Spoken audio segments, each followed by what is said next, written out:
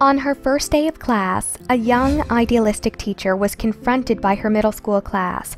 They had trouble sitting still, organizing their belongings, and following basic directions.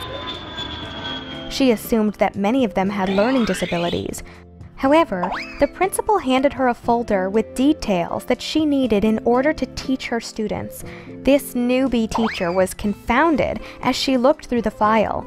Most of her students had IQs in the high 120s and 130s, near genius level.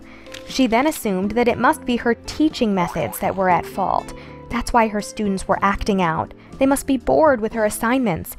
She began to teach more difficult material and made sure her lessons were creative and interesting.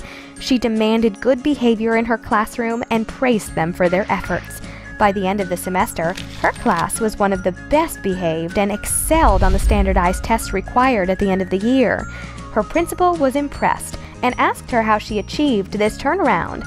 She told him about the file that he had given her with her students' IQ scores and how it motivated her to improve her teaching methods. The principal laughed and said, "You should know that those were not their IQ scores. Those were their locker numbers." The moral of this story is simple. Treat and teach your kids as if they're bright and smart, and they'll respond by acting bright and smart.